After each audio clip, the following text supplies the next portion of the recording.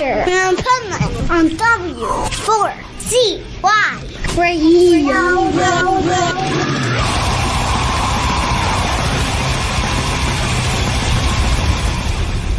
Wake up, America!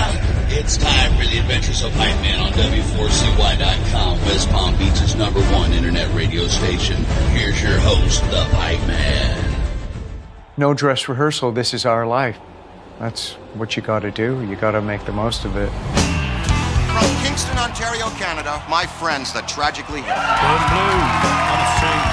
If any of us were in another band, I don't think we'd be able to do it because we wouldn't be in another band with our friends. Crowds would get so loud that you couldn't hear anything happening on stage. They put on a monster show. They were loud and tight and forceful, and Gord was mesmerizing. They made it cool to be Canadian. I feel silly being sort of emotional about it. The songs that we wrote matter a lot to people. It came at its cost. 30 years, relationships can get strained. We probably should have had some therapy. I think at that point we probably needed it. We knew there were problems. There was anger and frustration and resentment, and then Gord got his diagnosis. First we'd climb the tree. It was brain cancer and it was incurable. The worst of the worst. Memories, which used to be my forte, and now I can't remember people's names and can't remember lyrics. What he's planning to do next is nothing short of awe-inspiring. We got together and started to rehearse, to write an end to our own story. No dress rehearsal. This is our life. People came out and they showed their appreciation, gave Gord their love, and it helped him. And I swear as we progressed, he got better, and it was unbelievable. And by the end of the tour, he felt like old Gord. Tonight we smoke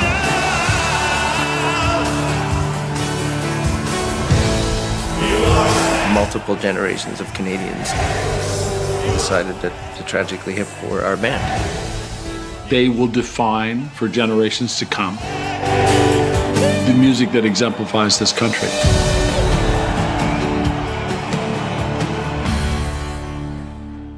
This is the Pipeman here on the Adventures of Pipeman W4CY Radio, and I'm very excited about our next guest because we got a lot to talk about. It's very exciting.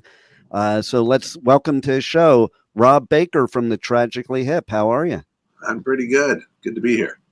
Good to have you. And wow, does it kind of blow your mind that we're going to be talking about your 40th anniversary here? Yeah. Yeah, I was 4 years old when we made the first record. Wow.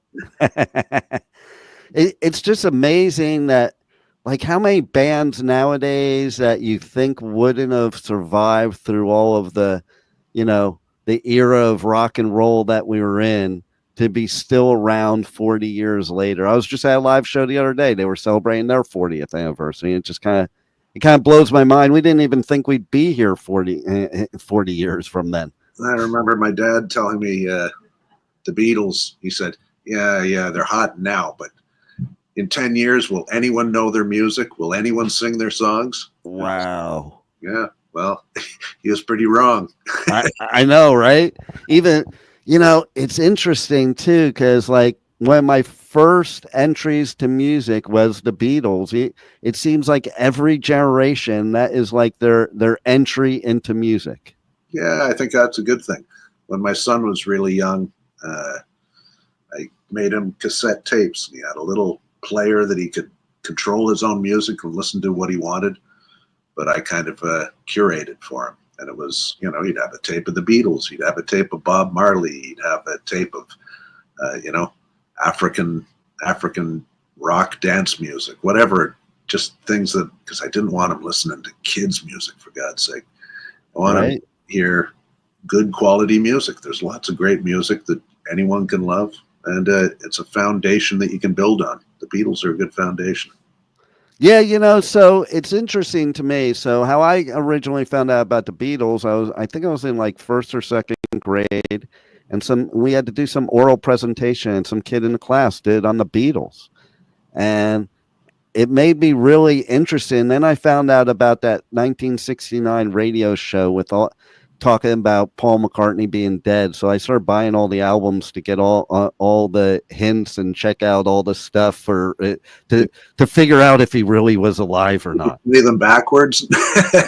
No doubt, right? You know, so it's interesting. We kind of do live in different times now that I think a lot of the newer music is more simplistic now than it was then. I think the key is because you didn't have a lot of these different types of music that artists, musicians could experiment back then. Like the Beatles were the kings of experimentation. Yeah, everything's moved more and more into silos. You know, if you, in the 60s and 70s, if you liked rock music, you'd go see, you know, whatever, the Amboy Dukes, and you'd go see the Rascals, and you'd go see the Mamas and the Papas, or whatever it was. I like rock music, and it's a broad term. Yes. By 1980, or the early 80s, it's like, well, I like this type of rock music, and it's all broken down into little subgenres.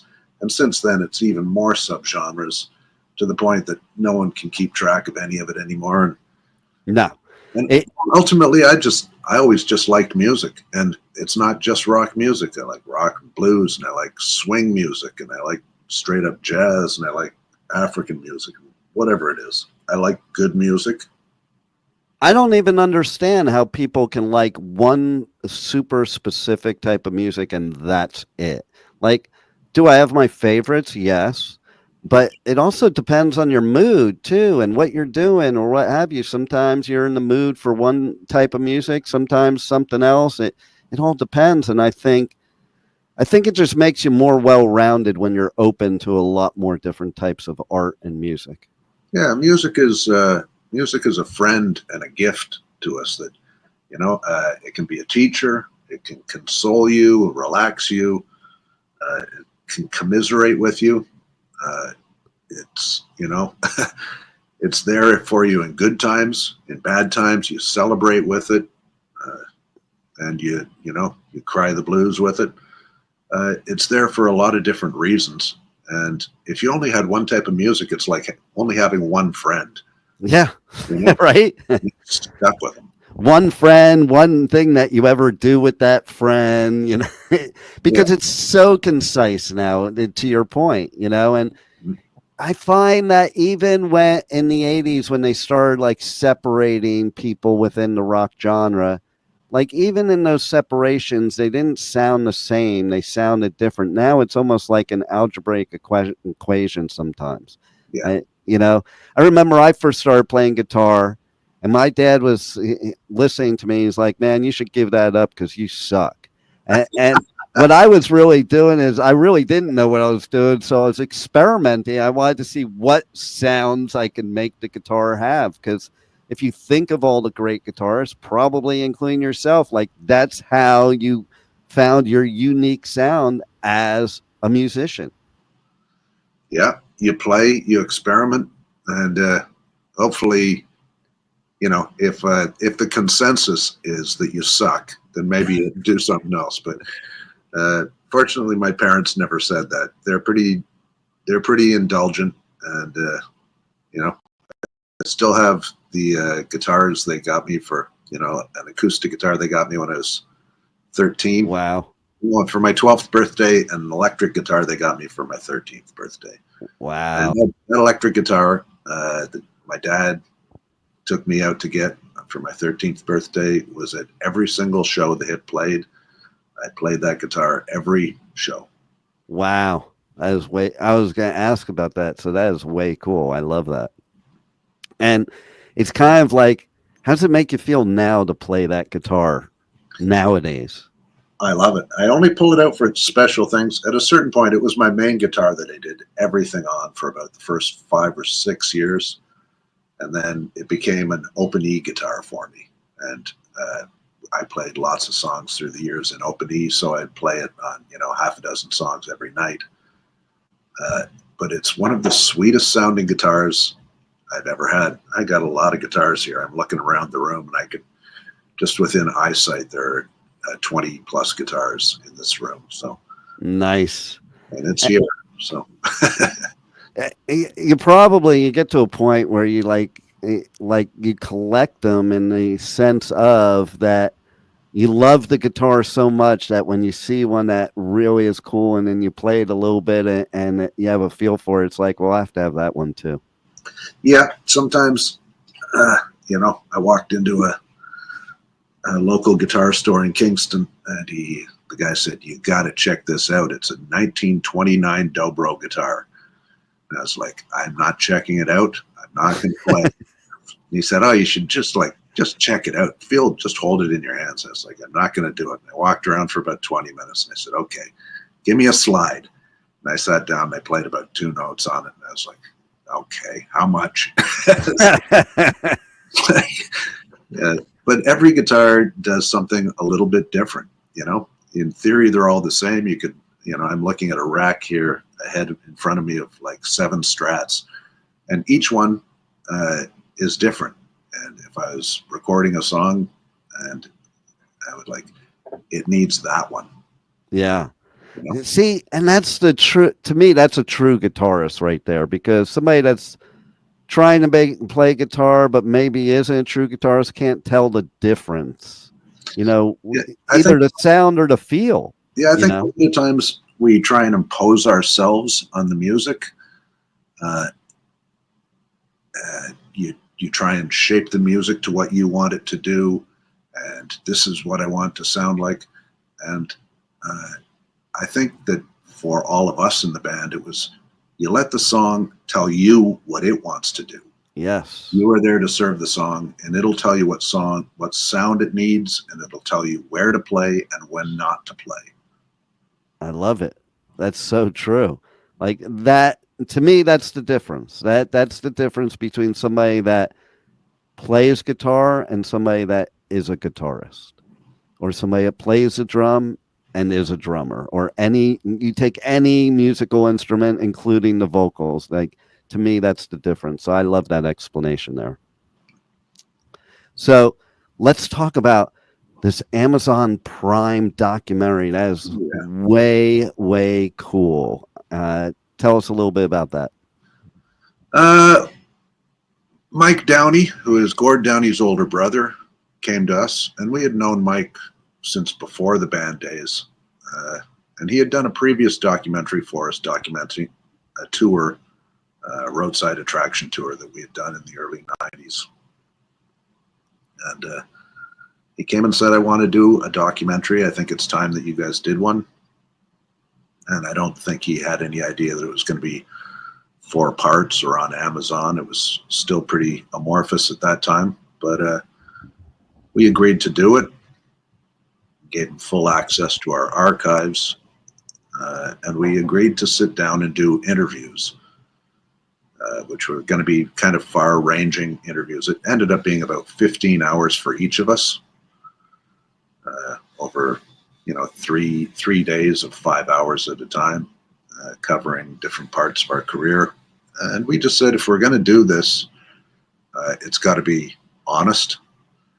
We don't want to do a fluff piece about the band. It's not a promo piece, because we don't really have anything to sell. I guess we do, maybe, but that's never been our primary objective. So we just thought,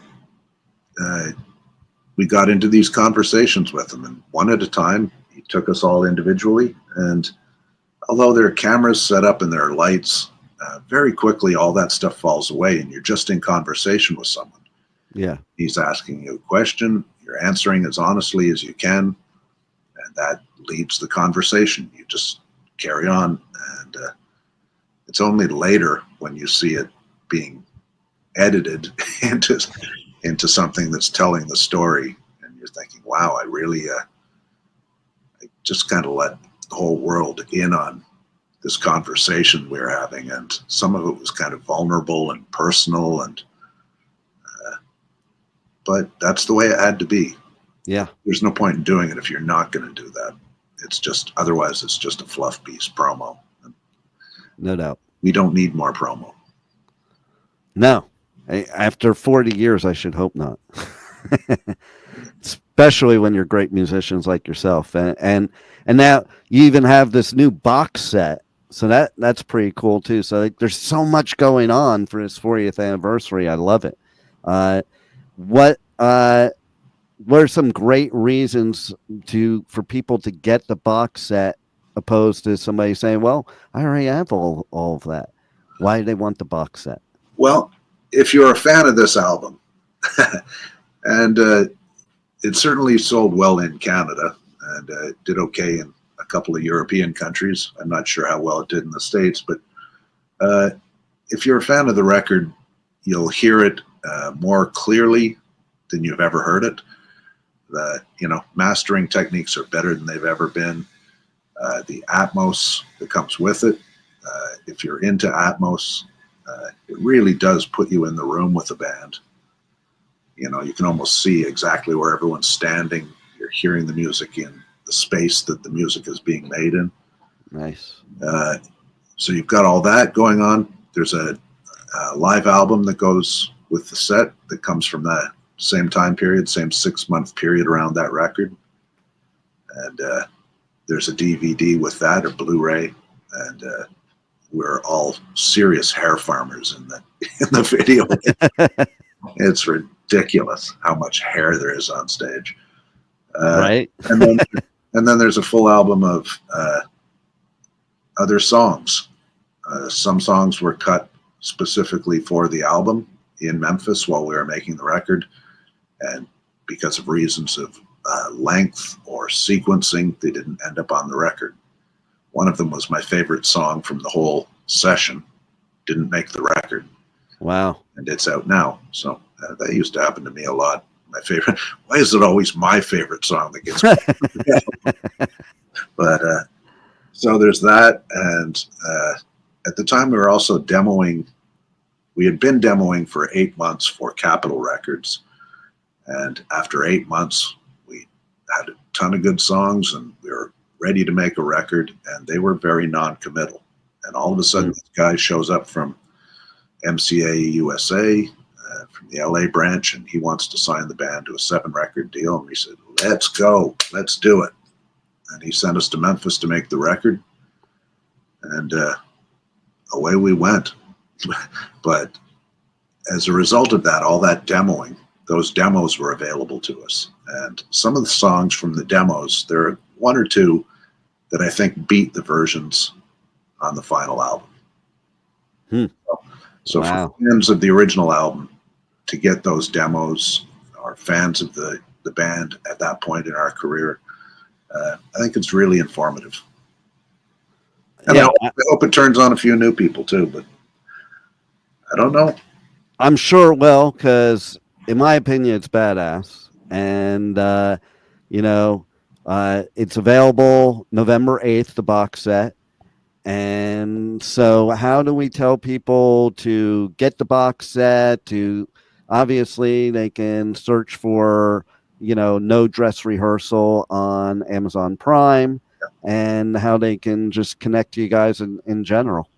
Yeah, well, thehip.com is our site, and you can find all kinds of stuff on there. Poster dealers, connect you with a poster community, or the box set. There's a coffee table book. There's the Amazon documentary. There's all kinds of stuff. There's a merch store.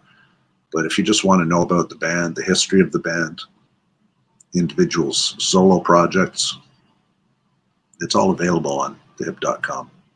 Love it. And I also love the fact that your documentary was the first in history for the Toronto International Film Festival to win the People's Choice Award. So that's a pretty great honor right there. And then also at the Calgary International Film Festival, you won the 25th anniversary award for top overall score. So that's pretty cool.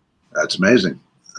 Yeah, we've been doing the film festival circuit. I really didn't see that in our career. Right. When you first started even playing guitar, did you even think that you would be in the the film festival circuit. I mean, and here I am walking down the red carpet. Oh yeah, I was really never part of the plan. It's it's interesting. You take it in stride. You take it all with a grain of salt and enjoy it while it's here. Absolutely. Well, it sounds like you totally enjoy it, which is what makes you a great musician. To me, how could you even be a great musician if you don't totally love it? Because besides that part of it, there's a lot of stuff why you wouldn't like being a musician. So you might as well love the reason you are one. Yeah. Well, I got into it because I was a fan, and we all got into it because we were music fans, and it's easy for that to slip away from you while you're doing it when it becomes a job and you're having to slog away at it. And we would just remind ourselves and each other regularly, remember why we got in. It's because we're fans. So I'm still a fan. I have a show on Sirius XM that I do, once a week, and that means that I have to be scouring the internet looking for music all the time, new music, old music, and it's free form radio. I can play an Eddie Lang recording from 1920 back to back with a Radiohead song. It makes no difference. Nice. I love it. Free form, so I get to do what I want and talk about music in terms that make sense to me, and I hope it makes sense to other people. But it means that I have to stay engaged in music, so I'm out in the stores regularly on a weekly basis, and I'm scouring the internet looking for new music all the time and going to shows. I love that, because I find it's also most iconic musicians like yourself that are still around after all this time. That's the common denominator. No matter what genre they're in, they're still fans of music. And that's the key. So I love it. Yeah, you got to be. What are you doing if you're not? Exactly. No doubt, and listen, you got to have passion because people can tell. Like if I'm at a show, I can tell if you're going through the motions or if you're just up there having the best time of your life. And when you guys are up there having the best time of your life, I'm like, man, that is so cool. Yeah. I've been to shows where I saw someone checking their watch on stage. It's like, oh, jeez. Right? Yeah, I don't want to be here either. No, exactly, 100%. Well, we thank you for giving us all this great music for all these years, and now this cool box set, the documentary. There's so much going on. I love it, and thanks a lot for being on the Adventures of Pipeman. It's been a real pleasure. I enjoyed it. Same here, ditto. Hope we can do it again. Thanks. Thank you for listening to the Adventures of Pipeman on W4CY Radio.